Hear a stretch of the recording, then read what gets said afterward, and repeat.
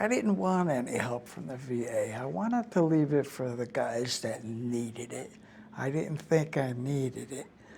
It wasn't until years later when nothing was changing that I realized that I needed more. It doesn't go anywhere. It's there. You're going to run, but you're going to get tired sooner or later, and that problem is going to be there. If you got an opportunity to go talk to somebody, you need to go do it. Eventually, I had a family member who worked at a VA hospital, and I talked to her, and she encouraged me to go to basically check myself in, or to go with the idea of checking myself in.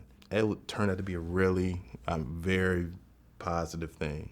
Before I had left for Iraq, my wife and I were having issues, and it was just a hard time. And then when I actually got to Baghdad, there was opportunity to go to the combat stress center or unit, and I saw people there. I was realizing I was having other problems too, so I went to, first of all, to get to sleep, because I knew if I'm not sleeping, I'm not gonna be any good to anybody. It was only in 2004, because of another veteran, that I filed a claim for the PTSD, because I realized I couldn't hold down a job. I still could not adapt to society when it came to employment. And so I started reaching out for mental health help in the county I was living in. A friend of mine that I worked with, his dad came into town. He was the one that told me, you need to get with the VA. You need to go see somebody, you need to get help. And I was like, nah, I don't need that. And he's like, you do. You really do. I'm telling you now, you do.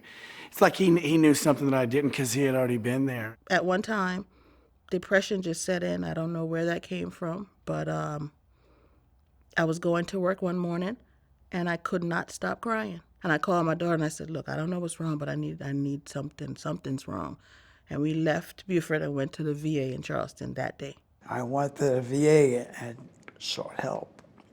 At first it was just for physical help, but then as I got into the psychiatric programs in the VA, I realized that it was more than physical. I remember sitting in that chair the first time and Dr. looking at me saying, Hector, this is very hard to hear right now, but I need you to really listen because you'll remember.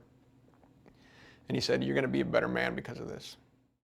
Just listening to other guys with the same problems, with the same thoughts, with the same issues they were dealing with their personal lives, with their relationships, with their kids, with their jobs.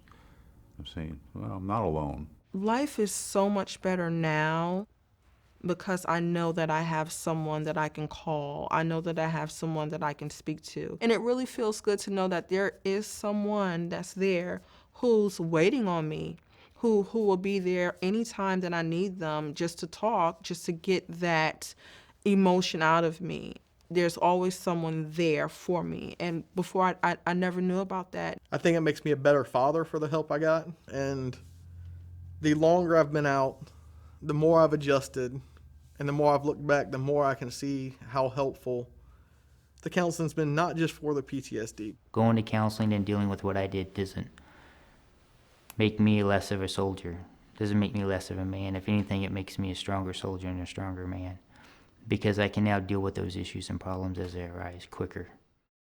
Don't wait like I did till I was almost 55 before I got help. Just start it. And it's always hard to start something new. But once you do, once you take that first step, and all the odd parts that you can't visualize and all the parts of it that were scary because you weren't sure what it would be like kind of set into place around you, and you say, okay, this isn't weird, this is okay. Let's get some help. Let's do this.